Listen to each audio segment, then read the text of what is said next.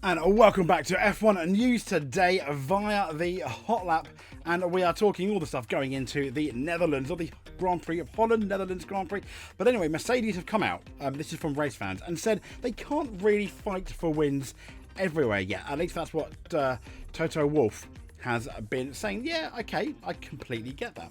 Haas also admit only time will tell on whether it was wise to get rid of K-Mag a la Kevin Magnussen. That's the belief from F1 boss Komatsu.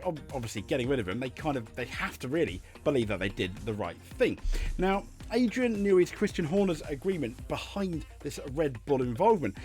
He's lifted the lid with Christian Horner and on stuff that will see him remain involved with Red Bull after he officially leaves the company in 2025. So he's still going to be somewhat involved. Chauvelin has also said, in relation to Mercedes admitting they probably can't win every race, that they still obviously need to address some weaknesses, and they've citing high temperatures and rear limited tracks as that area of focus. Yeah, I kind of agree. Piastri targets the championship leaders in what he thinks is going to be, fingers crossed, a McLaren boost, and he says he is ready. He's very excited for Formula 1 to return to Zandvoort. Could we see win number 2? I don't know. Brown says second feels a bit flatter now.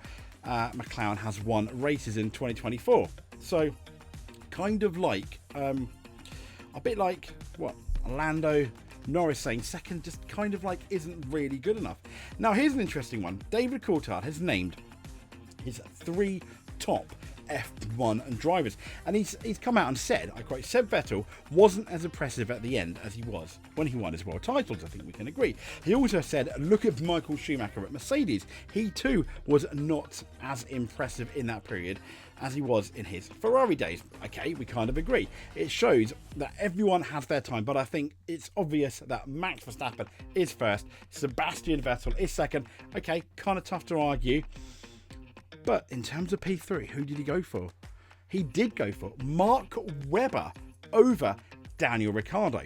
I wonder if that's because Daniel Ricciardo's kind of had a meh to the end of his career. I mean, that's quite interesting. It'd be really interesting to see if any of you guys agree with that. Comment below. I mean, very much let us know. Fred Vassar has also come out once again, and we said something similar before, saying Ferrari must use this F1 frustration as a push to come back. He's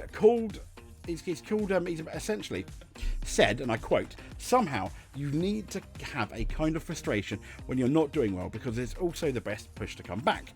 If I have to be proud of something, it's not if I have to be proud of something, it's not the result, he said. The result is a consequence. It's more the fact that everybody is keen to take risk. You have to take risk everywhere if you want to win.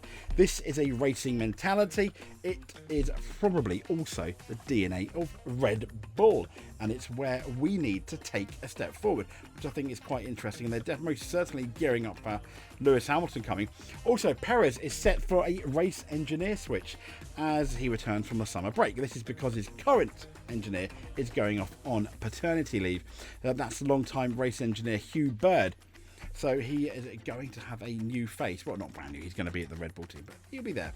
Oliver Schwartzman is going to drive for Sauber in the first session of this weekend's Dutch Grand Prix.